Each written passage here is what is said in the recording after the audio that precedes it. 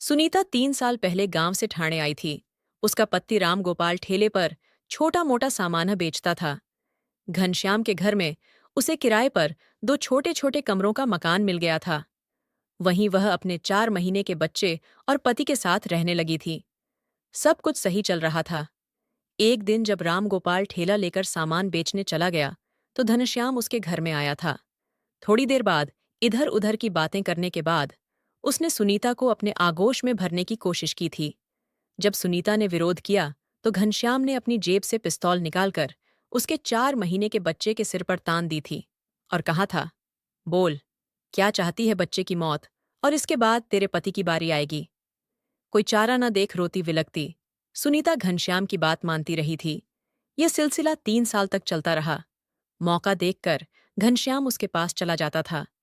एक दो बार सुनीता ने घर दरवाजा बंद करके चुपचाप अंदर ही पड़े रहने की कोशिश भी की थी, पर कब तक वह घर में बंद रहती। ऊपर से घनश्याम ने उसकी बेहुदा तस्वीर भी खींच ली थी, जिन्हें वह सभी को दिखाने की धमकी देता रहता था। इन हालात से बचने के लिए सुनीता ने कई बार अपने पति को घर बदलने के लिए कहा भी था, पर रामगोपाल उसे यह कहकर चुप कर देता था कि ठाणे जैसे शहर में इतना सस्ता और महफूज मकान कहाँ मिलेगा। वह सब कुछ कहना चाहती थी, पर कह नहीं पाती थी। पर आज की धमकी के बाद चुप रहना मुमकिन नहीं था। 10 लाख कोई छोटी रकम नहीं होती। 10 लाख तो क्या, उसके पास अभी 10,000 भी नहीं थे और उसे धमकी मिली है। 10 लाख देने की नहीं देने पर उसकी तस्वीर को उजागर करने की धमकी दी गई है। उसने अपने मोबाइल फोन से व्हाट्सएप में धमकी भी दी गई थी कि इस तरह की अनेक तस्वीरें और वीडियो हैं। उसके पास अगर वह इज्जत प्यारी है तो रकम दे दो। यह 4 महीने के बच्चे को गोद में उठाकर मकान मालकिन से मिलने चल दी। वह अपने मकान मालिक के ही घर के अहाते में एक कोने में बने दो छोटे कमरों के मकान में रहती थी। मकान मालकिन मोतीलाल है। सुनीता ने पूछा, तुम्हें नहीं पता? 2 साल से मजे मार रही हो और अब अनजान बन रही हो। मकान मालकिन ने बोली, लेकिन मैंने क्या किया है? घनश्याम जी ने ही तो मेरे साथ और जोर जबरदस्ती की है। मुझे कहानी नहीं, सुसुत्री। 2 लाख दे दी, मैं सारी तस्वीरें हटा दूंगी। दीदी, आप एक औरत होकर फालतू बातें करने का वक्त नहीं।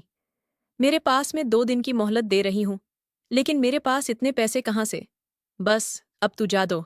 दिन बाद ही आना, अपना मुंह दिखाना। अगर मुंह दिखाने के काबिल रहेगी तब सुनीता परेशान सी अपने कमरे में वापस आ गई। सुनीता की समझ में नहीं आ रहा था कि वह क्या करे। इतने पैसे जुटाना उसके बस में नहीं था। ये ठीक है कि राम गोपाल ने मेहनत कर काफी पैसे कमा लिए हैं, पर इस लालची की मांग कब तक पूरी करते रहेंगे? फिर पैसे तो राम गोपाल के खाते में है, एक दुकान लेने के जुगाड़ में है। जब राम गोपाल को यह बात मालूम होगी तो वह उसे ही कसूरवार ठहराए। राम गोपाल रोजाना दोपहर 1 बजे ठेला लेकर वापस आ जाता था और खाना खाकर 1 घंटा सोता था। मुन्ने के साथ खेलता, फिर दोबारा 5 बजे थैला लेकर निकलता और रात 10 बजे के बाद घर आता था। आज खाना नहीं बनाया क्या? राम गोपाल की आवाज सुनकर सुनीता चौंक पड़ी। वह कुछ देर राम गोपाल को उदास आंखों से देखती रही, फिर फफक कर रो पड़ी। क्या हुआ, कोई बुरी खबर मिली है क्या? घर पर तो सब ठीक है ना? राम गोपाल ने पूछा। जवाब में सुनीता ने आज से उसे काफी राहत मिली थी। उसने सारी बातें राम गोपाल को बताई कि किस तरह घनश्याम ने मुन्ने के सिर पर रिवॉल्वर सटा दिया था और उसे भी मारने की बात कर रहा था।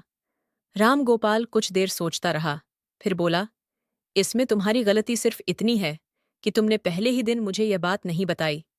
खैर, बेटे और पति की जान बचाने के लिए तुमने ऐसा किया, पर इनकी मांग के आगे झुकने का मतलब है जिंदगी भर इनकी गुलामी करना। मैं अभी थाने में रिपोर्ट लिखवाता हूँ। रामगोपाल उसी वक्त थाने जाकर रिपोर्ट लिखा आया। जैसे ही घनश्याम और उसकी पत्नी को इसकी भनक लगी, वह घर बंद कर फरार हो गए।